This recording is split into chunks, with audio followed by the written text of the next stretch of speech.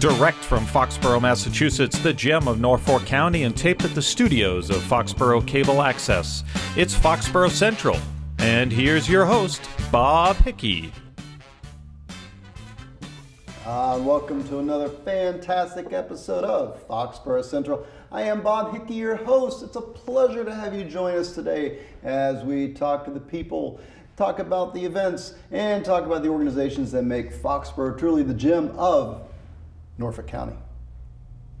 Speaking of gems, how nice is it to have fall in New England? It's beautiful weather, the leaves turn, it's gorgeous outside, a little cold. I'm not a homeboy, but you know what? It's all good. But that also leads to heat. We need heat, gotta have heat. Some of us use oil, some of us use gas, and some of us use wood. And so this is a very timely conversation to have with my friend Dana Storrs. Dana? Good morning, Bob. Great to have you here.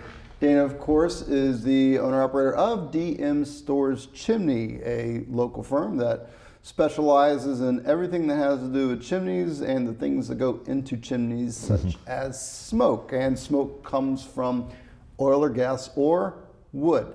And that's what we're here to talk about today, folks. We're talking about wood burning, wood stoves, chimneys, fireplace safety, chimney safety. This is going to be a very good episode to talk about for those of us who maybe don't pay as much attention to our chimneys as we ought to. I know I'm guilty of it. Some of you maybe, if not, well, good for you. Your homeowner's insurance guy will be very happy to have you as a customer. For the rest of us, though, we need to talk a little fire safety. It's time to cut the wood and time to burn the wood. Presumably, not at the same time. Yeah. So Dana, how are you doing? Very well today, Bob. How about yourself? Doing well. You've joined us before, and we've spoken about relining chimneys when we have different types of heat sources and different types of combustion rates and that sort of thing. But talking specifically about wood, from time immemorial, man burns wood. And I guess what caused me to think about this is my house is an older one. It's a Victorian house, and it's made of wood, and wood makes wood burn. So I've been a little leery, and I haven't yet ever burned wood in my chimney. But what if I wanted to this year? Many of us here in Foxborough have older homes. We get the urge every once in a while to buy some wood or chop some wood and split some wood and burn it in our chimney to make everything nice and homey and cozy. Or with the big push on now for well, it's not just now, but we're always looking for a better way to make our dollar stretch. And I know that pellet stoves are a big draw now for the wood burning pellets. And I'm tossing all these things out here because this is really going to be a program for you to tell us. So I'm tossing all these topics out there. I know you're going to go. So burning pellet wood, that's a wood product, but also there's got to be some other stuff in the pellet that would go up your chimney and cause some concern. So with all these other things that we have to worry about, we also have to worry about our chimneys. What can you tell us about wood safety, fire safety, chimney safety? I guess what it all boils down to is most homes in New England have a fireplace. Almost all of us have chimneys so that we can vent, whether it's wood, oil, gas, pellet, coal. With your fireplace, being that today's subject's fireplace, wood safety, that type of thing. As I said, most homes have fireplaces. People use them for some type of heat. What people who have fireplaces will finally realize is that when they do start their fireplace, it's like opening a window or a door in their house during the winter, and all the heat pulls through the house from one end of the house and goes right up the other end. You'll get a little bit of radiant heat, but most of the heat just gets pulled right through the house and out the chimney top. Once people realize that, usually they go to an alternative source of heating, at least for the radiant heat, which would mean a wood stove. People may get tired of the mess and cutting wood and such, then they say, hey, you know what about a pellet stove? Wood stoves, pellet stoves, you can get freestanding wood stoves, freestanding pellet stoves, which means they actually set down on a hearth and they have a connector pipe that connects it to the chimney.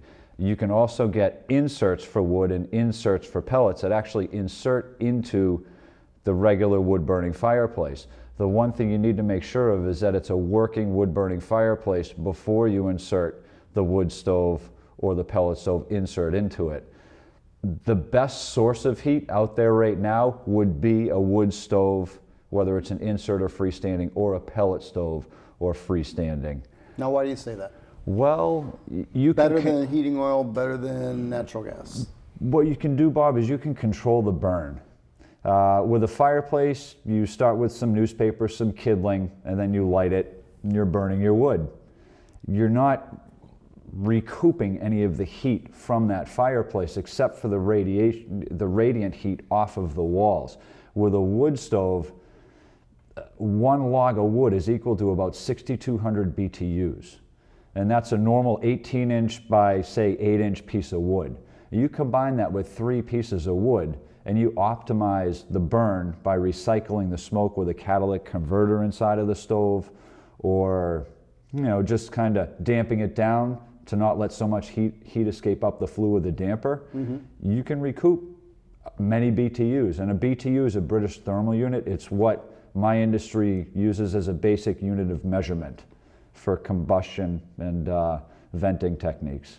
So from an economic standpoint, there is a lot of talk now about converting over, and yes, for viewers here and my neighbors, they know that I've recently converted from heating oil to natural gas. Yes. And part of that process required installation of a new boiler, installation of a new liner in my chimney, the whole 9 yards to make sure that the operating system was safe. Now, one of the attractions I would imagine about wood is that you can do, and correct me if I'm wrong, but you can have a wood stove, a pellet stove, and have that be your secondary heat source and Absolutely. still maintain your original boiler, whatever that would be. Absolutely. I mean, I'll take my house for instance. I have a freestanding gas stove in my kitchen. I have gas heat, gas hot water. Pretty much everything in my house is gas. On a really cold day when it's, say, 20 degrees, the wind chill's kicking down to, say, 10 degrees or so. Well, not so bad for us New Englanders, right? Our diehard Yankees here. When it does get that way, my house gets a little chilly, my boiler's working overtime, and I just see dollar signs going up my chimney. I have a wood stove in my basement at the far end. I get it going. I use my surface thermometer, which is just a little thermometer that goes on the outside shell of the wood stove. I get it to the green, which is about 400, 500 degrees. My thermostat will not go, well, my thermostat usually reads about 68 to 70 degrees, and it doesn't kick on usually. And that's with a wood stove in my basement. So you can imagine, moving some air around your house with a fan from the room that's being heated with a wood stove. Right. It's a great source of heat. The one warning out there that I would put to our viewers is that if you are asthmatic, the smoke and that smell can really irritate asthmatics. So that's why a great number of people do convert their fireplaces also to gas. Some even to pellet stoves. And with that piece, what that brings us obviously to the next piece of smoke and what's Yes. going up the chimney. Now, I mentioned earlier that I had converted from oil heat. I was going to say cooking oil, not cooking oil. Heating oil. Converted from heating oil to gas, and Yes. that created its own issues, some positive, some negative, and a decision was made to reline the chimney. So, with what we're sending up the chimney, and we'll talk about pellets first. What is a pellet? Well, Is it just somebody poked out a piece of wood and there's my pellet? Or well, far from it. are there Most any of it's glues haze. involved with it? Well, there's good pellets, there's bad pellets. I see there's a broad range of spectrum, and I see it all. A good pellet is pretty much hay and farm products. Hay, some wood, they grind it up. There's a binding agent, which I couldn't tell you what the binding agent is, and then that's what you're burning. As opposed to natural wood, you're burning natural wood. You also have the Duraflame logs out there too, Bob. And I will say, if you don't mind me touching on this, a huge misconception in the wood combustion industry when people are using fireplaces and such is, if you cut down a tree, you get a cord of wood delivered, it's wood. You go to a grocery store, you buy a bundle of Duraflame logs. A lot of people think that Duraflame and the fake logs are bad for your chimneys. They are not bad. I've always thought that. They are not bad for your chimneys. Wood combustion, Wood has a moisture content in it. Pine has a very high moisture content in it, as opposed to maple, which has a very low moisture content. You hear of people seasoning wood. Seasoned firewood is something that's sit inside or covered and stays dry for about 6 months, and you burn it. No moisture, no creosote. Creosote is what causes chimney fires. Duraflames, Pine Mountain, Java logs, I'm not an infomercial right now, but they do not cause creosote whatsoever. They produce an oil soot type of soot, which a local chimney sweep, certified of course, can come in and sweep it off. But the biggest, number one cause of fires in chimneys is chimney fires, creosote. It's not your gas combustion, it's not your oil combustion, it's not your pellet, it's not your coal, it's wood combustion and the lack of maintenance. So that's what we're really here to talk about, is chimney safety, and make sure that we all make it through the winter safely and don't have to call the fire department in the middle of the night because our chimney is spouting flame. And I've seen it before, and it's a scary situation when that happens. Absolutely. And plus the huge mess that's made when you now have to pour water down your own chimney, and you end up with well, water goes somewhere, and it always does find its lowest point, and it's usually the living room where the water comes out. Definitely. So I've experienced that, not in my own house, thank goodness, but it's not a pleasant experience. So an ounce of prevention here is what we're talking about. Oh, absolutely, absolutely. I mean, it's recommended that you have, after every cord of wood burned, you have a chimney sweep. Of course, a licensed chimney sweep come in and sweep it. After every cord? After every cord of wood. I failed on that by about 13 years. Well, it's, what I'll say, it's also burn technique. If you burn really little fires with bad wood, you're going to just cake up the whole entire inside of your chimney. And you know, they'll be using chemicals even to take it off. I mean, there's different things that we can use to get it off. The biggest thing is good fuel and a good burning technique. Truth or fiction? Pine indoors is bad. Go. Very bad. Definitely bad. High moisture content equals a lot of creosote and a lot of snap, crackle, and pop. Not a good thing. Not a good thing. Looks great on the TV, but not so good in your chimney. Exactly. So you had mentioned earlier that, and by the way, I am here with Dana Storrs, who is also with DM Storrs Chimney here in Foxborough, and he's also a member, you're on the board of directors, I believe, of the Massachusetts Chimney Sweep Guild. Yes, Bob. Okay. And do they have, and I know they have a website and all that good stuff, but high level, what do they say when it comes to what a homeowner should do on an annual basis to deal with if we burn wood? I assume it's going to be get it swept every year. Well, getting it swept for every cord of wood. It's definitely recommended through the Guild, through the Chimney Safety Institute of America, which is a national organization, to have it inspected on a yearly basis no matter what. A lot can change in a year. You see cracks in your driveway occur, you see settling in your land, you see shingles fly off your house. You're burning a fire inside of your house that will run through a connector through your house and out the top of your house. Definitely have it looked at yearly. It's truly amazing the things that I see. I meet the millionth person on a weekly basis this time of the year, sometimes daily. Already this year, there's been, let's see, last week there were 5 chimney fires in the state of Massachusetts. Really? You know, Google search is a great tool. Well, I'm glad one of us came in prepared with some statistics. But the interesting piece of that is, and depending upon when you're watching this is taped at the very beginning of the season. And yes. It's not, we haven't even gotten into a cold snap yet. Exactly. We've had a cold night, but not a cold snap. So that's a little concerning, or it's a little eye-opening, I should say. Oh, absolutely, absolutely. I mean, this is about a month ago, myself and my technicians, we were going to houses, and when we had to inspect the heating systems, we were already turning off their heating systems. I've had 2 customers just last week that I went to sweep their pellet stoves, and they were still running. Well, we can't sweep a stove when it's running, so had to let it cool down. So the heating system's definitely here, a little chill in the air. I guess to your audience, to our audience today, the biggest thing is, you know, make sure you're dealing with a reputable person as far as where you're getting your wood from. Do a little bit of research. A great tool that I carry on my truck as far as from a safety perspective is I have a moisture meter on my truck. Mm-hmm. It's a $20 to $30 handheld device. You pick up a piece of wood, you stick the probes into the piece of wood, which is just a simple slap, and it'll tell you the percentage of moisture in the wood. Anything less than 20%, burn it, have fun.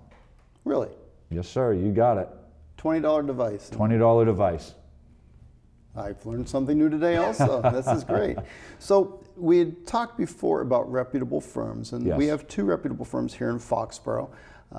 Yourself, DM Stores, and Foxborough Chimney. And those two companies are both registered, and if anybody at home wants to find out about another firm, they can log on to the website from Massachusetts Chimney Sweep Guild, and they'll be able to find registered Yes. chimney sweep companies that are certified to come and do what we're talking about. Yes. What I would say is that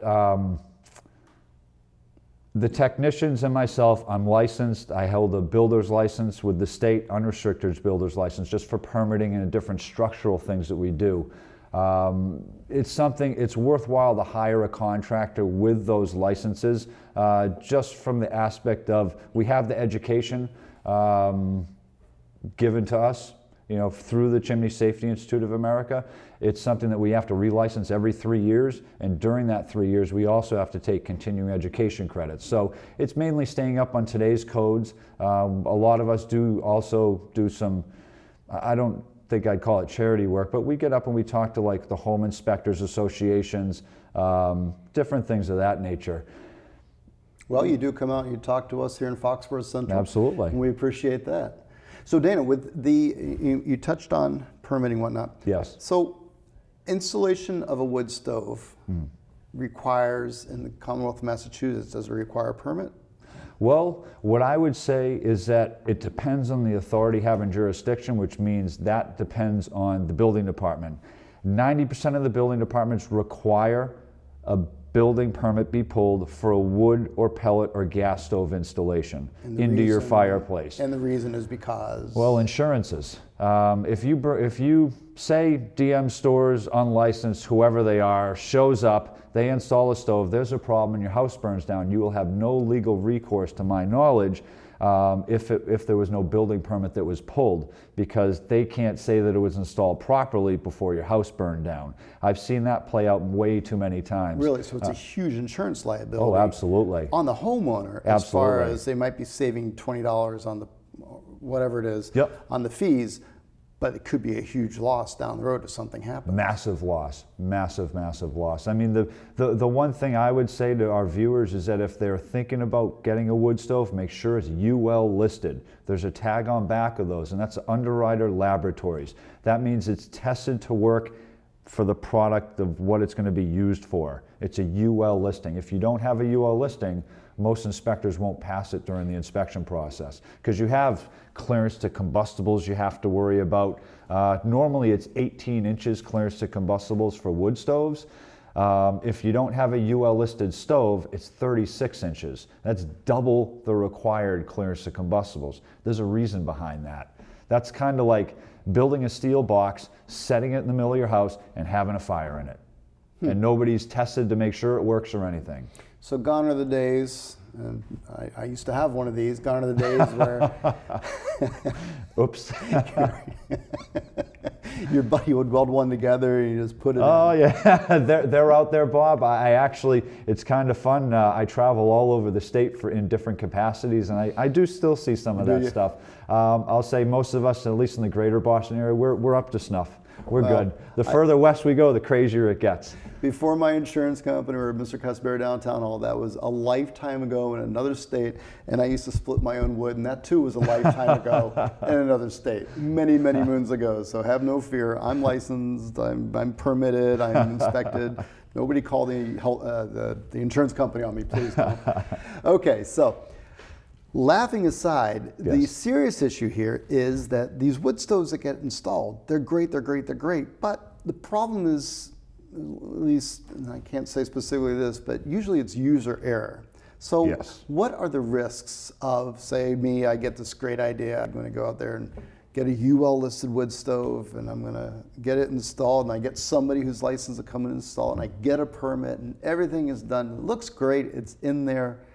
what are some of the things that could go wrong? And if you say nothing, that's great too. But for those of us at home, maybe there's something that we're doing that we might not be doing so well. I'll pose this to you, Bob. You need a new car, you buy your new car, hey, I know how to drive, you go out and you smash that car into a telephone pole. Is it the car's fault or is it the driver's fault? Well, exactly. Well, with that being said, most of the things that I see, it's actually the telephone pole's fault. Well, exactly. In this case, I guess we would point the fingers to the wood. But that's a hard question to answer. I'll be honest with you. I guess wood stoves are meant to burn wood in, or some of them coal. If you light it on fire and shut the door and that's all you do, then you're going to have massive problems. There's an owner's manual that comes with every single appliance that you plug into a fireplace. Read the owner's manual, I would say, because it gives you exactly how to operate it. It'll even say, hire a certified chimney sweep to inspect and clean it. You want to have good wood for good combustion, and you need air in that airtight container that's called a wood stove for combustion. And that creates the vent and it creates... Exactly. So, I mean, in this case, you would blame the driver for many issues. The one thing I would say is that you could have Bob's chimney sweep come in and install the unit, and then you could have Joe's chimney sweep come in and inspect all the work that he's done. Some people use us in that capacity, just to kind of dot our I's and cross our T's. As I said, we meet the millionth person on a weekly basis.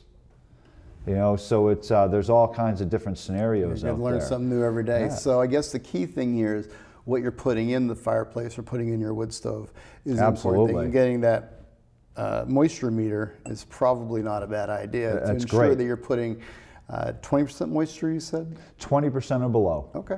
Yeah, well, fair enough. Yeah. I don't know if I've ever done that before, but maybe tool. Maybe this old dog can learn something new. But then again, maybe not. Well, exactly. But pellets, there's no way to test pellets. You just either get good pellets or bad pellets. Is there a pellet rating system? I don't have a pellet stove, so I'm a novice at this piece. Well, with pellet stoves, there is no rating for pellet stoves. You'll know if you get bad pellets on a pellet stove because you'll get an enormous amount of smoke, a little bit different smell. They're more of an airtight system. My customers, to heat their houses, usually burn 2 to 4 tons of pellets a year. After every ton of pellets burned, you want to sweep the pellet stove. There's a really big misconception at this time is how to sweep the pellet stoves. A little word to the wise for our viewers is if you do have a pellet stove, make sure that the technician is cleaning it from the bottom up. That way, if he goes to the top of the chimney and pushes all that soot down into the stove, there's sensors and probes inside the stove that will get gunked up and will not work. Locally here in Foxborough, I've already gone to 2 of those calls last week where it was swept improperly and I found the mechanisms inside to be broken. With pellet stoves, there's a lot of bells and whistles. There's thermostats, there's electronic devices. It does run on electricity. So if you lose power in Foxborough again, you probably don't want a pellet stove. Really? So a pellet stove, well, that's interesting. I didn't realize, well, I did know that there was the auger, but at the top, because there's a controlled amount that goes in, you fill up the auger, and then the thermostat, as you say, makes the fire at whatever temperature you're setting it for. So that's interesting. That's something that I didn't know. 2 things I now know that I didn't know. Well, we can keep going. This has been a good program. Unfortunately, we don't have any more time. So Dana, and I'm here again with Dana Storrs at DM Storrs Chimney, who is on the board of directors of the Massachusetts Chimney Sweep Guild, which is why we're here today, because we're talking chimney safety when wood stove safety. Safety first. You're also part of the National Chimney Safety Institute of America. Yes. Correct? Yes. What is that? The Chimney Safety Institute of America, it's a national organization that licenses chimney sweeps in our industry. They also put out dryer technician licensing. They recertify us every 3 years. It's not required to be in my industry. There's actually really no licensing required. This is just kind of an added bonus where we have been educated. They're out in Indianapolis, and you can actually go to, let's say, a college for a week to go through their curriculum. Okay. Excellent, excellent. So, and then on their website, they would have information similar to this about wood safety. Oh, absolutely. I will say a great point, Bob, is the CSIA.org. You can go to that and they have oodles of information as far as burn techniques, who to hire, zip code searches, A to Z when it comes to the chimney and venting industry, definitely. CSIA.org. Yes. There we go. You got it. And if anybody wants additional information, they get a hold of a DM Storage Chimney, and your telephone number here in Foxborough is? That's 508-698-0245 or dmstoragechimney@gmail.com. Excellent. Dan, it's been a pleasure having you. Thank you very much. Thank you for taking a little bit of time to come talk with us about wood safety, because the important thing for anybody who hosts a television program is making sure that my viewers are safe and stay around, so you can catch me next time on Foxborough Central. If you missed any of the information here and want to check it back out, look us up at www.fcatv.org. Hey, if you'd like to volunteer for Foxborough Cable Access and be part of these great productions, or maybe come up with a production of your own, come on down to our studios at 28 Central Street. We're here in Foxborough, or call us at 508-543-4757. Our Executive Director, Michael Weber, will be happy to give you all the information you need, including free training, so you can become an active participant in the FCA movement. Until next time, folks, I'll catch you on this great Foxborough Cable Access channel. I'm Bob Hickey, your host. Take care.